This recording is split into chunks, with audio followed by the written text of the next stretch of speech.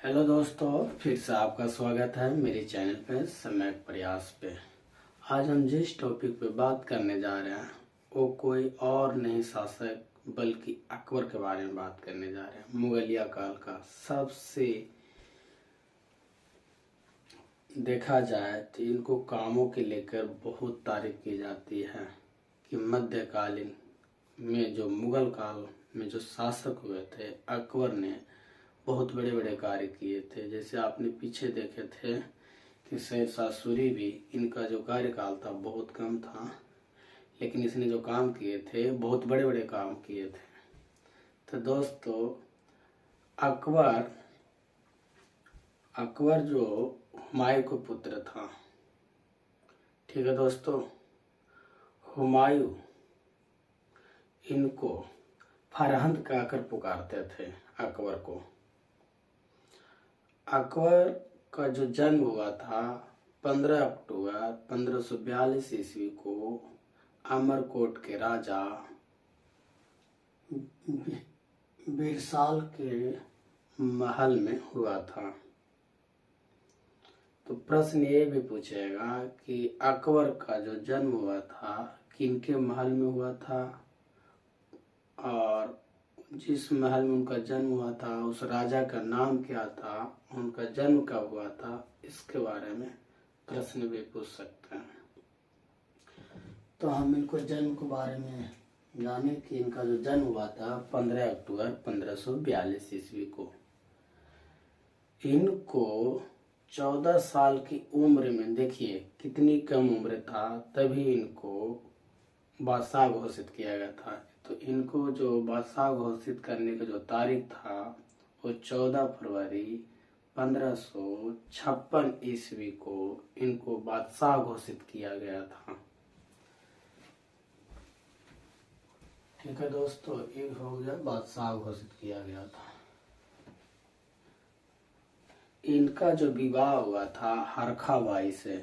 इनका जो हरखाबाई का जो प्रचलित नाम था जोधाबाई। जोधाबाई आमेर के राजा बिहारी मल या भारमल की पुत्री थी। यही जोधाबाई से सलीम, आगे चलकर जो जहांगीर कहलाते हैं, उनका जन्म हुआ था जोधाबाई से। अकबर का जो संरक्षक था बैरम खां, बैरम खां को वकील के पद पे नियुक्त किया गया था। ठीक है दोस्तों,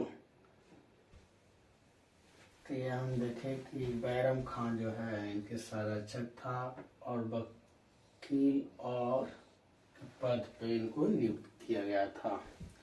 अकबर चिश्ती संप्रदाय के समर्थक थे। ये अकबर कभी कभार मतलब सूफी संत ख्वाजा मोइनुद्दीन चिश्ती के दरगाह पे जाया करते थे। ये भी पूछेगा कि अकबर किनकी दरगाह पे हमेशा जाया करते थे, तो ख्वाजा मोइनुद्दीन चिश्ती की दरगाह पे हमेशा जाया करते थे। अकबर के जो कार्य था वो निम्न चरणों में विभक्त था। जैसे कि धार्मिक सुधार भी किए थे, सामाजिक सुधार भी किए थे, सैन्य व्यवस्था भी सुधार किए थे। उसने आईने अकबरी में उसने उल्लेख भी किया है कि उस समय के जो शासक थे हिंदू शासक, जैसे कि महाराणा प्रताप, उनको भी चर्चा किए थे अपनी आईन अकबरी में, अबुल फजल द्वारा जो लिखा गया था। तो दोस्तों हम इनको देख पाएंगे कि धार्मिक सुधार में कौन कौन से कार्य किए हैं अकबर ने। जैसे कि दास प्रथा को अंत करवाया, जजिया कर को समाप्ति करवाया, फिर उसने तीर्थ यात्रा कर को समाप्ति करवाया। तो दास प्रथा को जो अंत करवाया था, इसको तारीख को लेकर प्रश्न भी किया जाता है हमेशा परीक्षा में कि दास प्रथा को अंत किसने करवाया था, और करवाया था तो कब करवाया था। तो अकबर 1562 ईस्वी में दास प्रथा का अंत करवाया था। तो दास प्रथा का अंत जो करवाया था 1562 ईस्वी में करवाया था, जबकि तीर्थ यात्रा कर जो लगाया गया था उसका समाप्ति 1563 ईस्वी में अकबर द्वारा समाप्त कर दी गई थी। जजिया कर को भी समाप्त करवाया उसने 1564 ईस्वी में। तो तीनों को लेकर प्रश्न भी पूछे जा सकते हैं। उसने सामाजिक सुधार में भी काम किए, जैसे कि बाल विवाह पर रोक लगा दी, सती प्रथा पर भी रोक लगा दी। उसने ये भी कहा कि हिंदू जो महिलाएं हैं, विधवा हैं, वो पुनर्विवाह के लिए योग्य हैं, यानी पुनर्विवाह कर सकते हैं, वो भी अधिकार दिए थे सामाजिक सुधार को लेकर। ठीक है दोस्तों, अकबर ऐसे नहीं महान कहलाए, यही सब कार्यों को लेकर उसने महान कहलाए। अकबर ने तो महिलाओं को यहाँ तक बोले कि अगर कोई भी महिलाएं अपनी पेरेंट्स के दबाव में शादी नहीं करनी चाहिए, वो अपनी स्वयं की इच्छा से शादी करनी चाहिए। उसने महिलाओं मतलब शादी को लेकर उम्र भी तय किए थे कि लड़कों का जो उम्र होना चाहिए 16 वर्ष और लड़कियों का जो उम्र होना चाहिए 14 वर्ष, वो भी तय किए थे। उसने ये भी बोला था कि एक पुरुष एक स्त्री से विवाह करनी चाहिए, और दूसरी विवाह तब करनी चाहिए जब वो पहली जो स्त्री है उससे अगर बाल बच्चा नहीं होता है, तभी वो पुरुष दूसरी महिला से शादी कर सकते हैं। तो दोस्तों, अकबर महान करने के लिए यही सब इतने बड़े बड़े कार्य किए, तभी जाकर महान कहलाए। सैन्य व्यवस्था की भी उसने स्थापना की। सैन्य व्यवस्था का जो प्रमुख था, जो हेड था, वो मीर बख्शी था। उसने मनसबदारी व्यवस्था भी लागू की है। तो मनसबदारी व्यवस्था मध्य एशिया से अकबर ने लिए थे, यानी मंगोलों की पद्धति था ये पहले। मनसब का मतलब होता है पद और श्रेणी, पद कहिए या श्रेणी कहिए, यानी रैंकिंग ऑर्डर। मनसब यानी इस पद को जो प्राप्त करता था उसे हम मनसबदार कहते थे। तो मनसब यानी श्रेणी यानी पद प्राप्त करने के अधिकारी को मनसबदार कहा जाता था। मनसबदारी व्यवस्था दशमलव प्रणाली पर आधारित थी। ठीक है दोस्तों, और मध्य एशिया से इसको लिया गया था।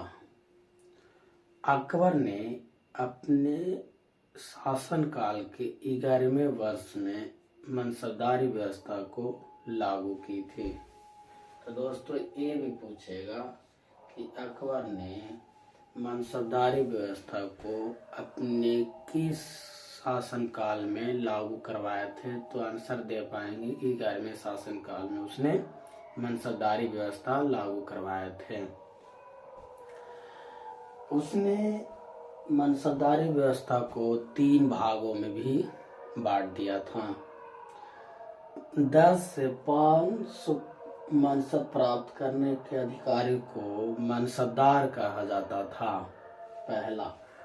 अब 500 से 2500 मनसब प्राप्त करने के अधिकारी को अमीर कहा जाता था। अब 2500 से लेकर ऊपर तक जितने भी मनसब प्राप्त करते थे उसे अमीर ए आजम कहा जाता था। तो दोस्तों, हमने ये बात को जान पाए कि अकबर ने कौन कौन से कार्य किए। तो दोस्तों, आज हम इस वीडियो को यहीं तक रहने देते हैं। जब हम अगला वीडियो लाएंगे तो अकबर के बारे में ढेर सारे कार्यों के बारे में और चर्चा करेंगे, और उसने जब सामाजिक और राजनीतिक, प्रशासनिक और भू राजस्व लेकर जो सुधार किए थे उसके बारे में हम नेक्स्ट वीडियो जब लाएंगे तब हम उसमें बता पाएंगे कि अकबर आखिर इतना महान क्यों कहलाए। तो दोस्तों, आज हम वीडियो के यहीं तक रहने दें। Thank you.